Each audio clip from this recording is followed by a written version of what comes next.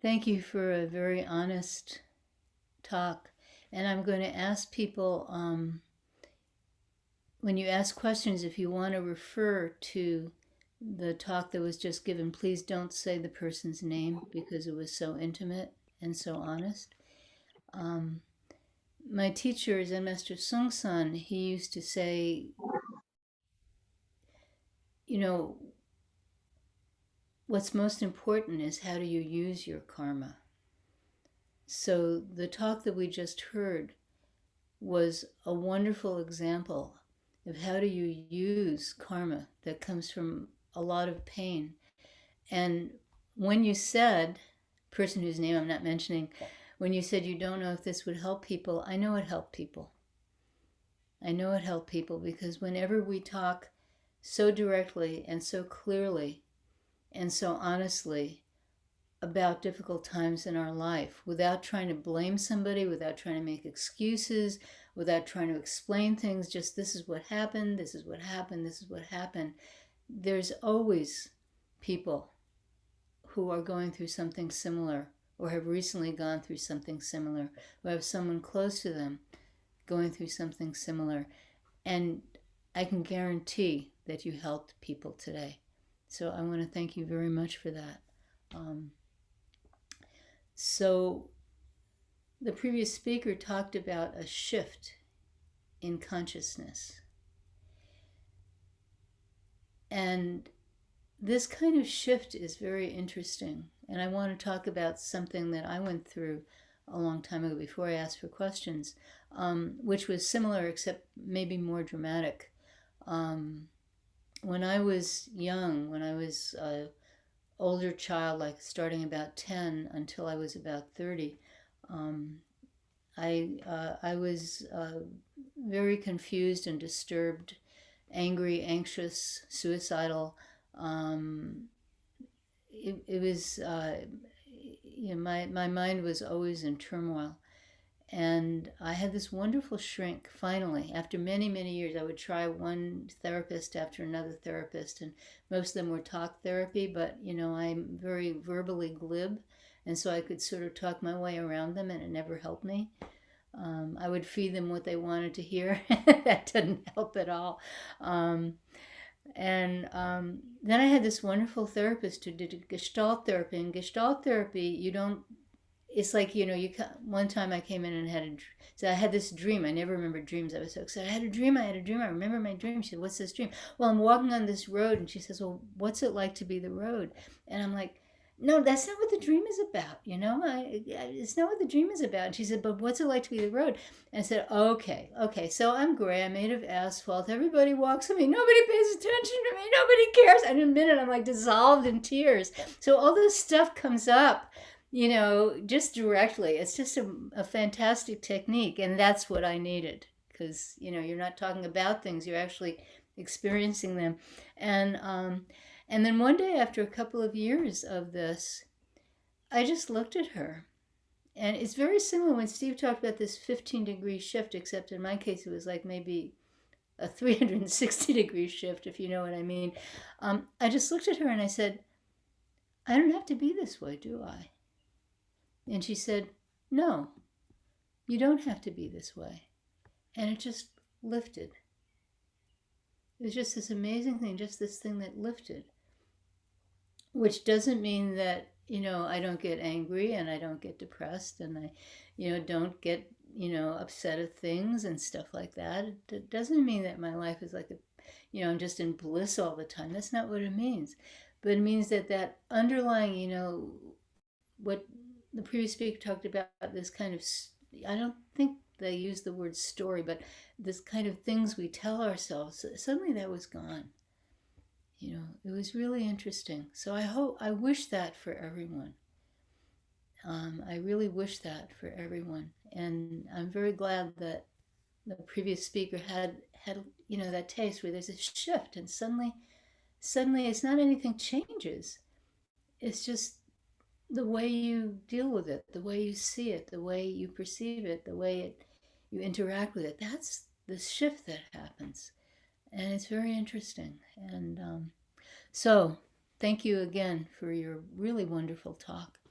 Are there any questions?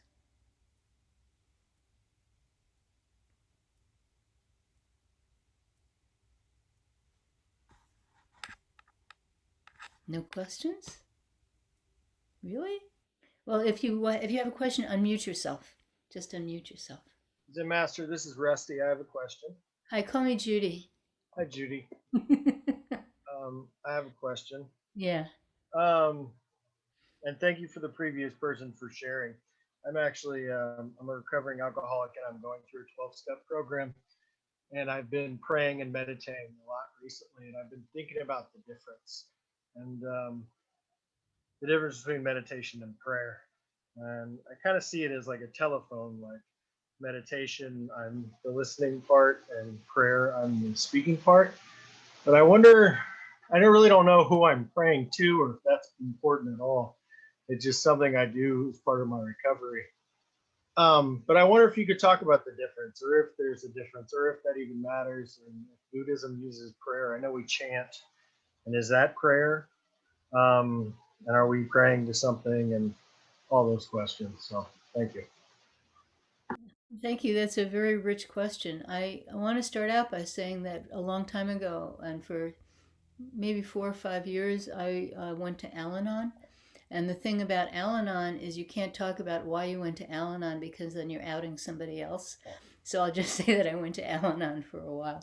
And if you don't know, Al Anon is people who are close to people who have some kind of addictive behaviors. Um, that's where they go to support each other and get some perspective and learn to deal with the situation that they find themselves in.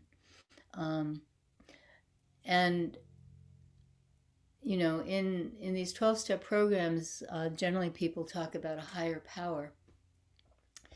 And I always would say it's my lower power, by which it meant it's what supports me. So instead of looking up to something far away, it was more like this sort of power of the universe that kind of, and this wasn't a particularly Buddhist thing. It's just I had to come to terms. I've been an atheist since I was 11, right?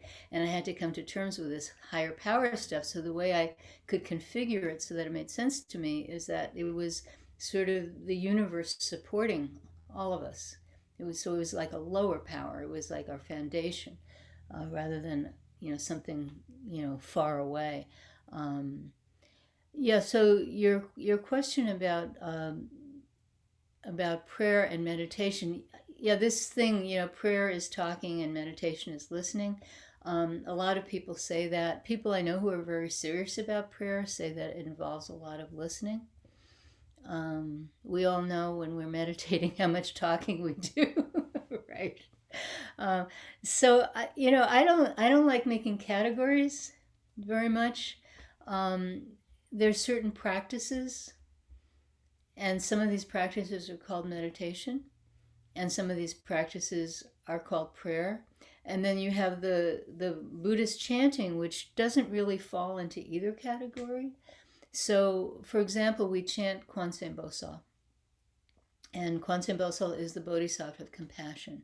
And it's actually what we chant on Sunday is a part of a much more intricate chant. And on Wednesday night, we chant the entire chant. Um, and so are we, and we read names of people that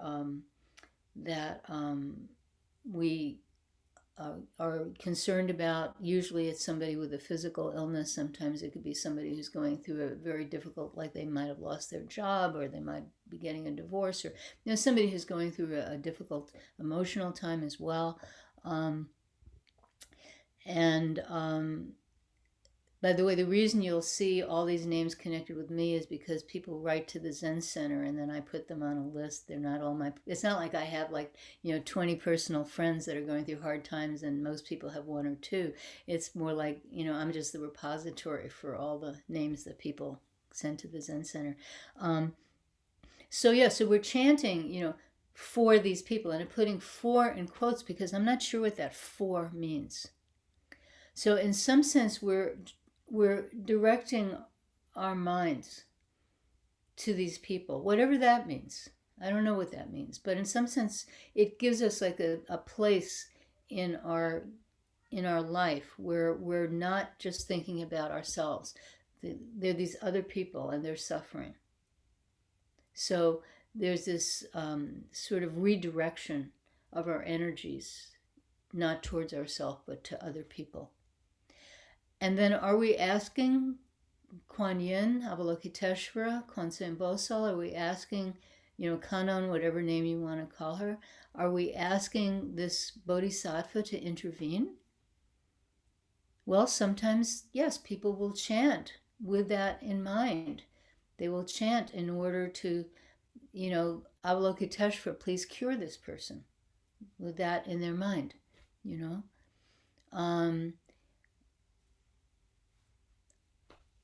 I don't know what that means because I don't know what kind of existence in the sense of ontology, in the sense of philosophical existence, like what kind of creature is Avalokiteshvara?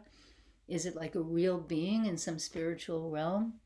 Is it a name for a kind of bunch of qualities that we'd all like to have? You could make up all kinds of things about, I don't even know what, Avalokiteshvara is.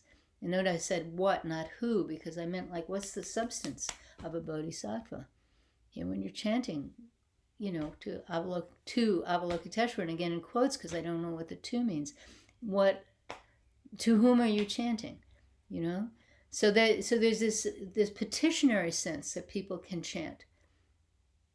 And we all know, people get in, when you're in a really difficult situation, someone you love is really going through something terrible. And I think everyone has that experience, whether you believe in deities or bodhisattvas or whatever, whether you believe in them or not, there's always this moment of, please fix this. And you don't even necessarily know who you're asking, please fix this. So there's this, that feeling that can get channeled through that chant.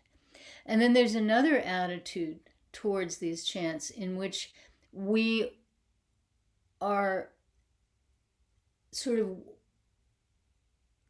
not trying is the wrong word, by this chanting we are becoming Avalokiteshvara.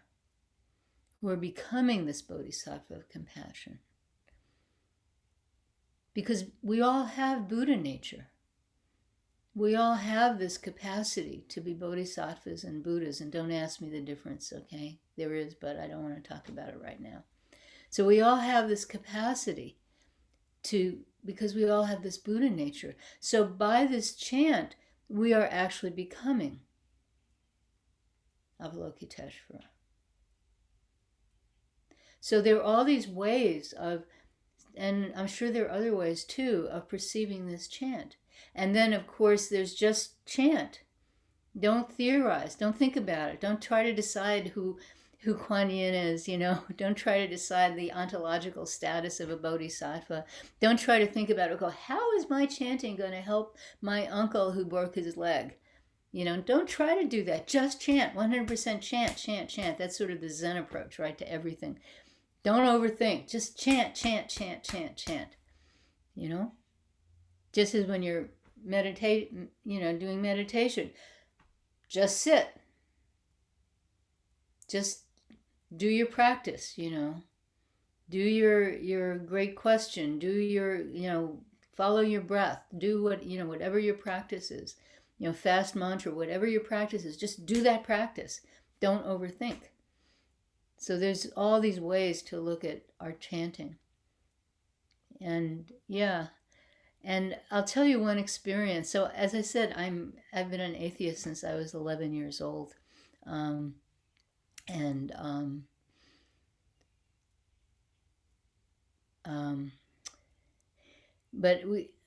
at one point in my life, I was going through a hard time, and the Zen Center was going through a hard time, and it's just really hard. This was a long time ago, and so I'm going through this really hard time, and I'm doing the morning bell chant with a big, beautiful bell in the Zen Center, not on Zoom, in the Zen Center. We have this gorgeous bell, and when we're back in the Zen Center, I hope everyone who lives reasonably close can come and listen to this beautiful bell, because it's really a beautiful temple bell. And so I'm chanting the morning bell chant, which is a very beautiful chant. And there's a lot of petitioning to uh, um, Amida Buddha. This is the great vow Buddha. This is the Buddha who has vowed to save all beings, from hell and bring them to the Western Pure Land. And the Western Pure Land, it's wonderful not because it's beautiful and you have good food and stuff. It's wonderful because it's a perfect place for practice. Like if you imagine the most beautiful temple and everyone gets along really well, unlike in real life, and there's never any disagreement and everyone supports each other, and it's just an atmosphere that's just made to infuse you with the spirit of practice and bodhicitta, the desire to wake up, and everyone's infused with that. That's the Western Pure Land. So Amida Buddha is the Buddha in charge of the Western Pure Land, which I should say is not west of America or China or India or Europe. It's west of this universe because that's how Mahayana cosmology works. But anyway, so I'm chanting, Namu Amitabha, which means homage to Amida Buddha, and we do this 15 times scattered through the chant. There are a couple of ones where we do a lot close together, and then there's some that are scattered elsewhere, but 15 total times.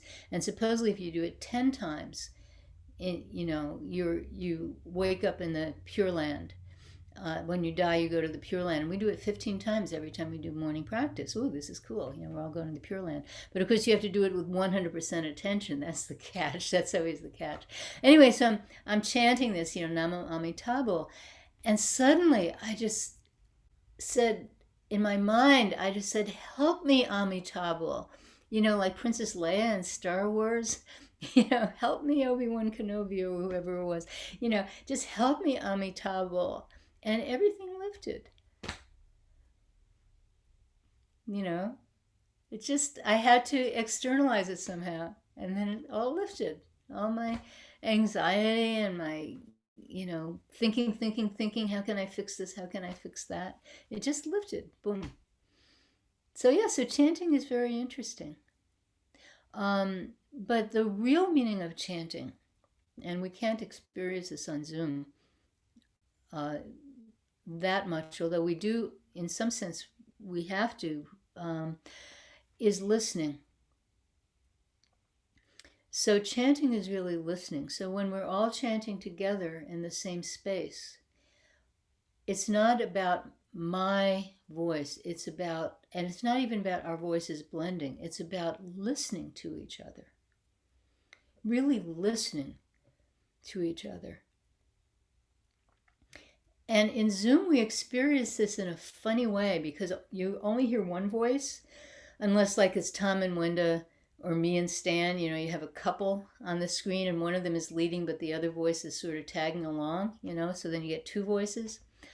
But you really have to listen extra hard because sometimes I know what happens with me is my own voice gets louder and louder, and then suddenly I realize I'm not really hearing the person who's leading, and they might have changed tune because people slide up, people slide down. They might have changed keys, or maybe I slid up or I slid down and I didn't realize it. Then I have to recalibrate. I have to sort of really pay attention. And sometimes if when Stan and I are practicing together, which we do if one of us isn't talking or giving interviews or something, we'll, if we notice this, we'll poke the other one, shh, pay attention,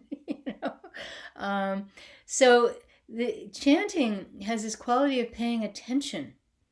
And even if you're chanting by yourself, which on retreats, when I do a solo retreat, and I've done a lot of solo retreats, I do a lot of extra chanting. I don't know if it's to stay awake or what, but I do a lot of extra chanting on solo retreats. And again, it's like you're listening. I'm not sure what you're listening to, but you're listening. And so chanting, I want to encourage people when you're chanting to listen. That this is the most important part of chanting, is listening. And I look forward to when a bunch of us are in a room together and other people will be on, on screen and joining in. And I look forward to being in that room and hearing everybody, but also I encourage the people not in that room to really listen. Listen to what's going on. Um, so yeah, thank you very much for your question. And unless it's a really short question, we're sort of out of time. If there's a really short question, I think Clayton, did you have a question? I did, but I can hold it for later. No, Well, it's why don't you say it and let's see if I can answer it. I'm just curious about, we've all had those momentary shifts in our perspective where we can just see briefly a little clearer. And it's, Mm-hmm. how do you hold on to that? How do you hold on to that brief moment to just not the moment, but the context of it? How do you hold on to that context of it? And I know you can't, but I'm curious about it. That's it. You can't. You said it. See, there's a short question. You can't hold anything. So a shift like that is not something you can hold. It's not like an idea that you can hold on to. It's a real shift. It's like if my best analogy is in music. If like I'm relearning piano. I play practice piano, and I played a lot of Bach and Beethoven and Mozart and stuff like that. And then I thought, well, I think I'll try Chopin. Chopin needs a completely different touch, a very, very different touch. You're nodding your head. You know what I'm talking about. It's like you have this percussive instrument, which is a piano, right? Boom, boom, boom, boom. You're hitting these little hammers, essentially. You're hitting something which hits something, and then these hammers hit these strings, but you have to make it sound like it's liquid. And so it involves a completely different orientation. So I've been playing scales like Chopin style, And what you have to learn is you have to learn like a different, it's not something you hold, it's something that recalibrates something. It's like a different way of being. And then there's nothing to hold. It's just like your stance changes, you know?